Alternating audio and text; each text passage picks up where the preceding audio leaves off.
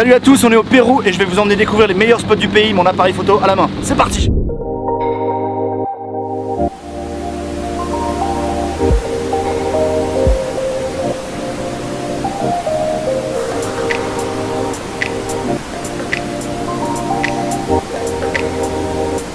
Dans cette vidéo, je vais vous expliquer les histoires qui se cachent derrière certaines de mes photos préférées.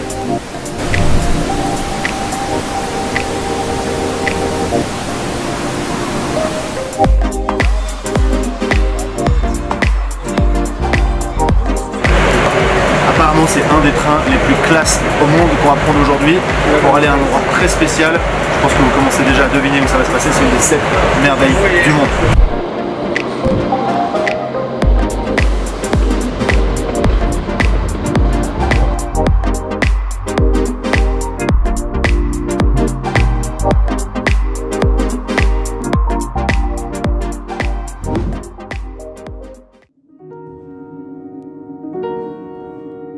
En général, j'essaie de ne pas shooter les endroits trop connus, typiquement le Machu Picchu.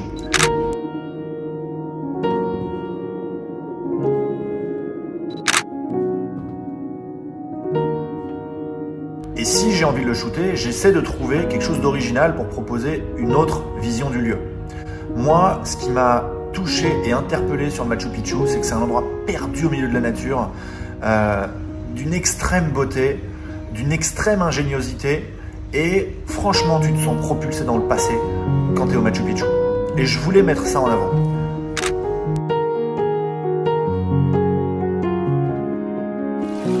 La petite contrainte technique qu'on a eue, c'est qu'on était en pleine saison des pluies et donc littéralement impossible de voir le Machu Picchu. On ne voyait pas à 5 mètres. Néanmoins, on a décidé de prendre le risque de monter sur le Huayna Picchu juste derrière. Ça devient de plus en plus extrême. On y arrive. Et cette photo, justement, a été prise sur le chemin du Huayna Picchu. Sur cette photo, j'aime bien le contraste entre Juliette, qui a une tenue assez moderne, et le Huayna Picchu intemporel, qui n'a pas bougé depuis des millénaires, des nuages qui l'encerclent. On sent qu'il nous accueille avec humilité.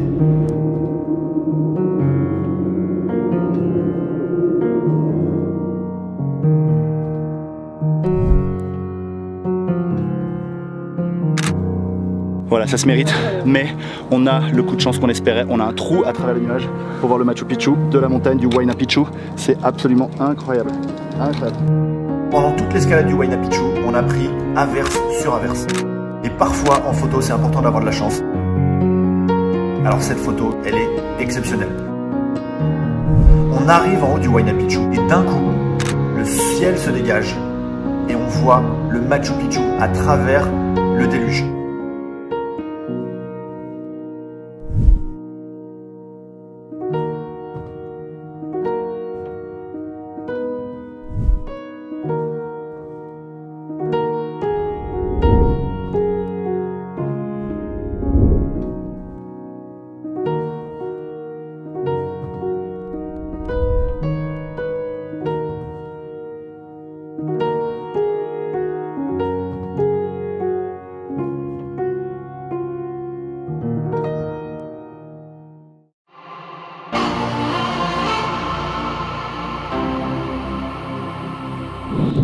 C'est incroyable d'être là parce qu'en fait je suis déjà venu au Pérou il y a une dizaine d'années et les salines de Maras, c'est un des endroits que j'avais pas eu le temps de voir. Et donc très concrètement, c'est l'endroit sur Terre que j'ai envie de voir depuis le plus longtemps. C'est juste exceptionnel.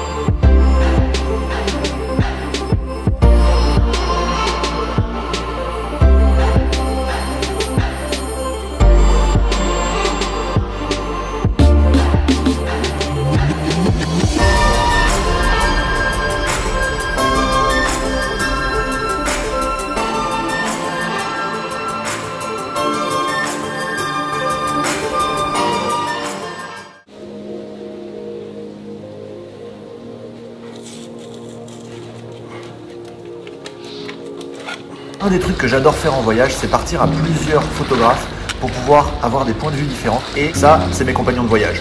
Jules and the Wild, Julien Fabreau et Cinematic Flow.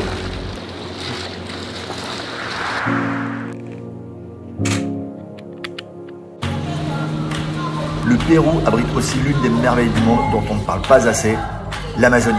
L'Amazonie, c'est le poumon de la planète, c'est aussi la plus grande biodiversité au monde. Et j'ai décidé de consacrer quelques jours de ce voyage pour pouvoir observer certains animaux.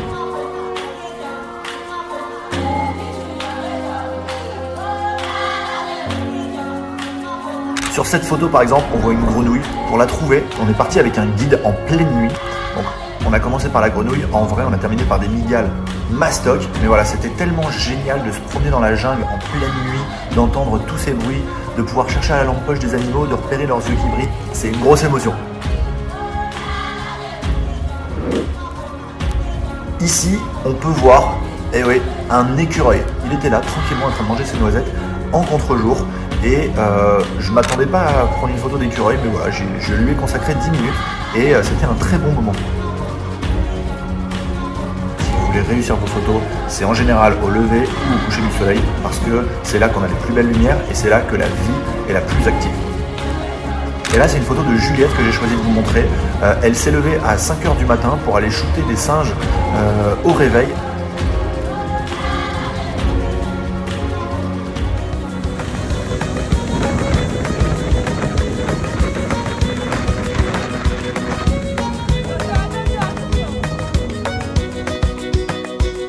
Cette photo, l'histoire elle est géniale. Ça faisait des années qu'avec Marine on voulait shooter ensemble et figure-toi que quand j'étais à Ica, je vois sur Instagram une photo d'elle à 100 km de là. Les étoiles se sont alignées, elle est arrivée à 16 h, on était à 17 h en haut de la dune, coucher de soleil avec une lumière de malade à 18 h et c'est certains de mes portraits préférés. Et voilà, pour moi, un bon portrait, c'est un portrait qui véhicule de l'émotion et qui raconte une histoire.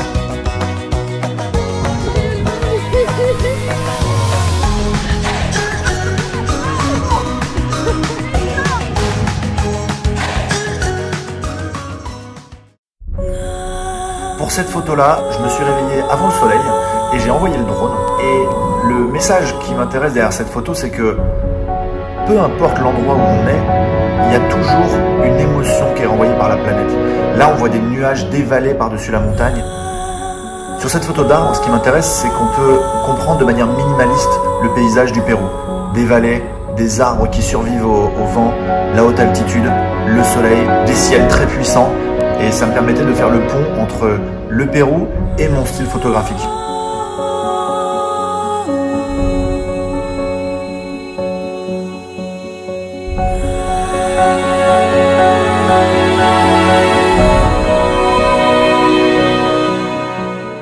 Et sur cette photo, ce qui m'intéresse, c'est l'émotion du paysage. On reconnaît ce genre de ciel, et pour moi, le ciel, ça en dit beaucoup sur un paysage. La nature, c'est le meilleur peintre au monde. Et rendez-vous sur Instagram pour découvrir toutes les autres photos du voyage.